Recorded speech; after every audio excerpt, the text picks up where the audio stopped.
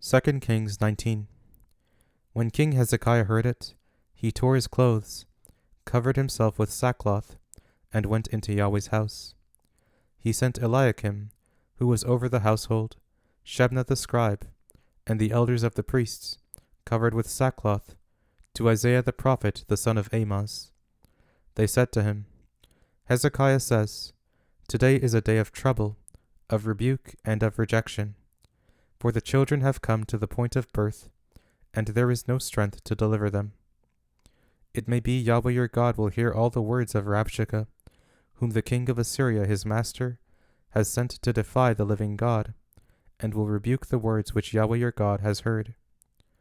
Therefore lift up your prayer for the remnant that is left. So the servants of King Hezekiah came to Isaiah. Isaiah said to them, Tell your master this. Yahweh says, Don't be afraid of the words that you have heard, with which the servants of the king of Assyria have blasphemed me. Behold, I will put a spirit in him, and he will hear news, and will return to his own land. I will cause him to fall by the sword in his own land. So Rabshakeh returned and found the king of Assyria warring against Libnah, for he had heard that he had departed from Lachish. When he heard it said of Tirhakah, king of Ethiopia, Behold, he has come out to fight against you, he sent messengers again to Hezekiah, saying, Tell Hezekiah, king of Judah, this, Don't let your God in whom you trust deceive you, saying, Jerusalem will not be given into the hand of the king of Assyria. Behold, you have heard what the kings of Assyria have done to all lands, by destroying them utterly. Will you be delivered? Have the gods of the nations delivered them, which my fathers have destroyed? Gozan, Haran, Rezeph, and the children of Eden, who were in Telassar?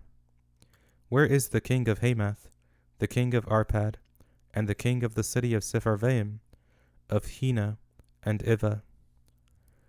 Hezekiah received the letter from the hand of the messengers and read it. Then Hezekiah went up to Yahweh's house, and spread it before Yahweh.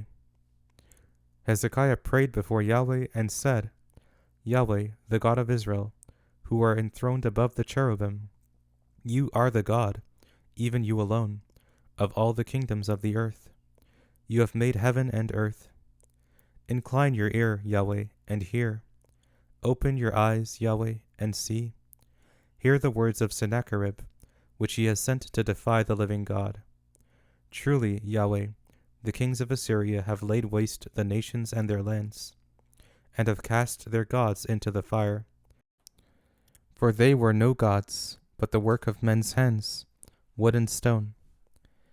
Therefore they have destroyed them.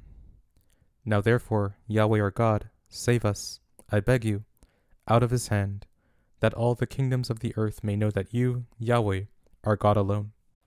Then Isaiah the son of Amoz sent to Hezekiah, saying, Yahweh, the God of Israel, says, You have prayed to me against Sennacherib, king of Assyria, and I have heard you. This is the word that Yahweh has spoken concerning him. The virgin daughter of Zion has despised you and ridiculed you. The daughter of Jerusalem has shaken her head at you. Whom have you defied and blasphemed? Against whom have you exalted your voice, and lifted up your eyes on high? Against the Holy One of Israel. By your messengers you have defied the Lord, and have said, With the multitude of my chariots I have come up to the height of the mountains, to the innermost parts of Lebanon, and I will cut down its tall cedars, and its choice cypress trees, and I will enter into his farthest lodging place, the forest of his fruitful field. I have dug and drunk strange waters, and I will dry up all the rivers of Egypt with the sole of my feet. Haven't you heard how I have done it long ago, and formed it of ancient times? Now I have brought it to pass, that it should be yours to lay waste fortified cities into ruinous heaps. Therefore their inhabitants had little power. They were dismayed and confounded. They were like the grass of the field, and like the green herb, like the grass on the housetops, and like grain blasted before it has grown up. But I know you're sitting down, you're going out, you're coming in, and you're raging against me. because of your raging against me, and because your arrogance has come up into my ears. Therefore I will put my hook in your nose, and my bridle in your lips, and I will turn you back by the way by which you came. This will be the sign to you.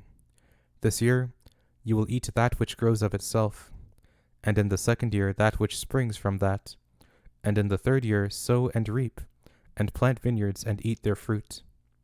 The remnant that has escaped of the house of Judah will again take root downward, and bear fruit upward. For out of Jerusalem a remnant will go out, and out of Mount Zion those who shall escape. Yahweh's zeal will perform this. Therefore Yahweh says concerning the king of Assyria, He will not come to this city, nor shoot an arrow there. He will not come before it with shield, nor cast up a mound against it. He will return the same way that he came, and he will not come to this city, says Yahweh. For I will defend this city to save it, for my own sake, and for my servant David's sake. That night Yahweh's angel went out and struck 185,000 in the camp of the Assyrians. When men arose early in the morning, behold, these were all dead bodies. So Sennacherib king of Assyria departed, went home, and lived at Nineveh. As he was worshipping in the house of Nisroch his god, Adramelech and Sharezer struck him with the sword, and they escaped into the land of Ararat.